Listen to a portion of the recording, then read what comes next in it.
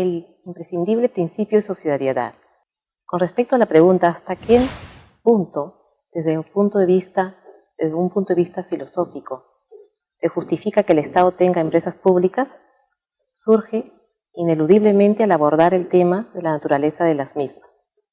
Es así que los cuestionamientos al desempeño del Estado como empresario y a las potestades que éste tiene para crear empresas públicas pasan por un análisis ontológico de las causas que motivan la existencia de las empresas públicas. Asimismo, en qué medida estas empresas públicas proporcionan los elementos o criterios continuos y coherentes que soportan la existencia de las mismas. Existen muchos autores en la doctrina que han estudiado sobre el tema y que establecen que no existe justificación económica ni tampoco de redistribución de la riqueza que justifique la existencia de las empresas públicas. Existe una teoría que establece que las empresas públicas tienen que existir para corregir las deficiencias del mercado. ¿Cuáles son estas deficiencias? Generación de externalidades, imperfecciones del sistema competitivo, producción de bienes públicos, monopolios naturales, entre otros. Otra de las teorías que justifica la existencia de las empresas públicas es aquella que está referida al control de aquellos sectores estratégicos fundamentales, siempre vinculados al interés público o al bien común. Sin embargo, existe también otra teoría en la cual establece que solamente tienen que existir argumentos fácticos, totalmente libres de toda ideología. Este argumento es producto de la economía mixta o economía social de mercado como se entiende en nuestra constitución política. ¿Y qué pretende esta teoría? Pretende traspasar la empresa pública, acercarla a la empresa privada. ¿De qué manera? A través, por ejemplo, de mayor libertades, una orientación comercial,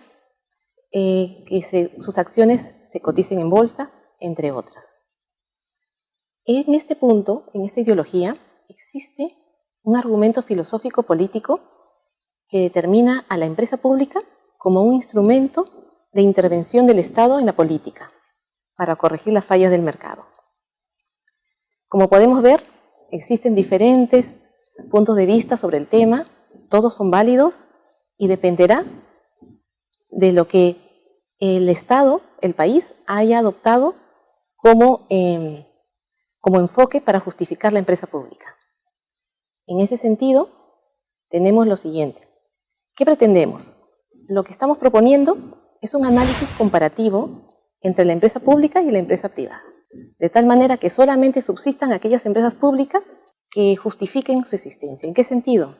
Que no compitan de manera ilógica con las empresas privadas, que se retiren aquellas empresas públicas ineficientes, de tal manera que solamente quedan aquellas que justifican su existencia de por sí.